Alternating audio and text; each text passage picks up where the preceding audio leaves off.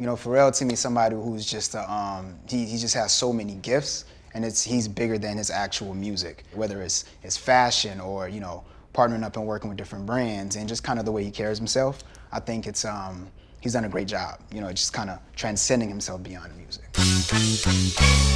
If you're passionate about your brand, do anything to protect it. It's important to not just look at yourself as far as what you do, but it's what you stand for. As a black young woman, there's a lot of stigmas and stereotypes against me. Everybody wanted to be a part of that moment, and that moving train, they didn't want to miss it.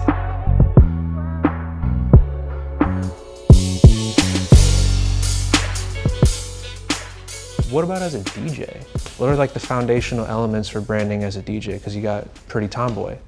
Well, one, I realized like me just like being Nyla Symone alone, I feel like wouldn't stand strong enough off the rip. You know what I mean? I feel like most people come out as something. So I started with the Pretty Tomboy because this is a male-dominated industry, and I didn't want people to like not take me seriously, honestly, because I feel like as a black young woman, there's a lot of stigmas and stereotypes against me. So I went with the Pretty Tomboy just so guys would not see me as like a sex symbol. They would see me as like, oh, she's cool, she's one of us. Oh, she loves music too. So that's where like the Pretty Tomboy came in. And I think building the brand helped me so much because it made people take me seriously. You know, like they don't, a lot of times when girl DJs show up, they just be like, oh, she's just there to be cute. But no, when they see me, they're like, oh, she's, you know what I mean? It's just like business. Right. Business, and business. just more respected. Yeah. You know, I've seen some of your interviews, and I like how you've carved out that lane of like, what your focus is also helping the next up and coming artists. You're very like youth-centric when it comes to a lot of your interviews, and I think that's gonna help just with your own story and your own brand development. I think that's something that hasn't really been tapped. So I think that's for sure a thing. I respect that.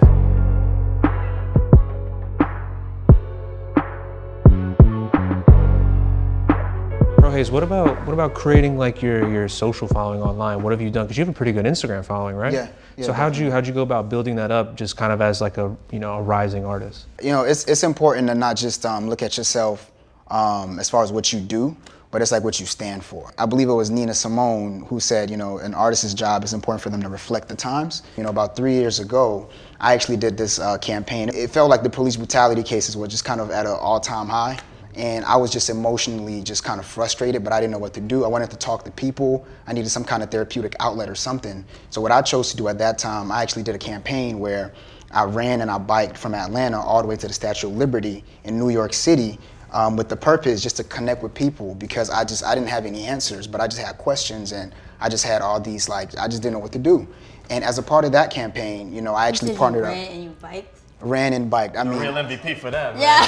It's I can do that. Yeah, but it was like in the midst of that for me, you know, and this goes back to that question, like how am I building a following? It's just about being true to myself, because in those moments, I was able to connect with people and have real conversations. And that's how you can build one of the most organic fan bases. When I was first starting out doing what I was doing, one artist in Detroit, small city, linked with all of them. Went to another area, I'm like, let's just take this on the road. Just like you're saying, going from this area to this area. And I would map out, make the little emoji on the map. Okay, we're starting in Louisiana. We're gonna head down into Florida, go all the way through Florida, come up through Atlanta, and all this, I'm like, who do you wanna see me link with? People are going crazy, tagging everybody. Who's he gonna link with next? It was the momentum. It was that everybody wanted to be a part of it. It had nothing to do with, oh wow, I'm gonna get 1 million views on this. They just wanted to be a part of that moment, and that moving train, they didn't wanna miss it. Same thing with what you're saying. You're taking off and saying, check it out. Here's what I'm doing. It's for this purpose. I wanna, you know, build awareness. Who's with me on this? Something everybody can relate to, getting behind it. That's really how you build a brand.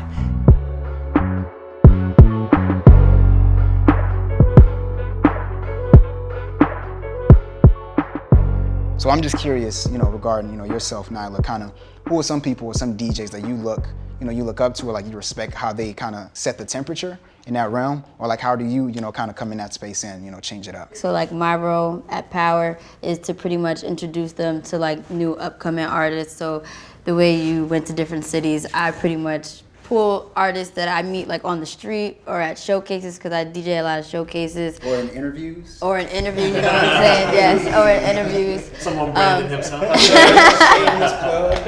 I'm not mad at it. Reaching out, and if I just think somebody's cool, then I'll bring them up to Power.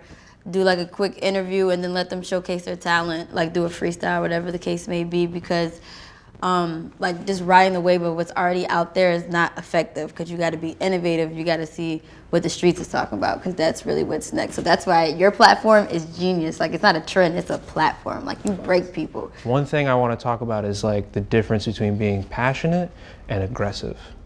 Do you guys see a line with anything, like where people maybe are really passionate, or maybe steps to make sure you're not coming off overly aggressive when you're passionate about your art?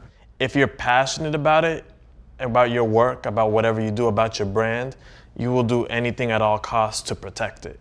And sometimes that means being a little overly aggressive in terms of how you execute. When it comes to, with some of my clients, especially, artists like Meek, or even, some of the artists I work with Puma, I really am overly protective of the image, because you work so hard with a team to help, work together and build something that you want to do anything and everything at all costs to continue to build it in that way. And I think it does go kind of hand in hand. What are your thoughts? I was gonna say that my boss, one of the bosses who hired me, had said that out of like all the interns that I had worked with, that I was like the most cautiously aggressive, meaning that like I didn't do too much, but I stayed on him. Angie had also said to me, was like, she liked me because I was resilient. So like, even if I did something and I would mess it up, and I would still try again. I would always come back. Even like after my internship ended, I still kept coming every day as if I was an employee there. Somebody I really appreciate is actually Angie Martinez. I love what she did with J. Cole. And it's just like, she talks about the music, but she also talks about life and like how to, maneuver around, that space. So that's one of my favorite interviewers. Cole in particular is a great example of controlling a narrative. Because you have KOD that came out, and not only was he getting interviews with Angie, but he was also interviewing like Lil Pump himself. And that was controlling the whole narrative of the album. And of course, as you build your career, definitely music is the immediate priority for music outlets. But I always tell this, and to my other clients, and this is how I approach it, is still try to be as versatile as you can to open up lanes for the other, for the sports outlets at some point, or for the, the fashion outlets, whatever, still is within your essence. And I gave the example earlier with Meek, with throwing him with the political ones, but like some of my favorite things to do with clients is bringing them in platforms that they're not accustomed to. So I say all that to say that when you identify the outlets and the looks that you want to, sure, maintain the essence, and definitely music, especially as you're building, is the immediate priority.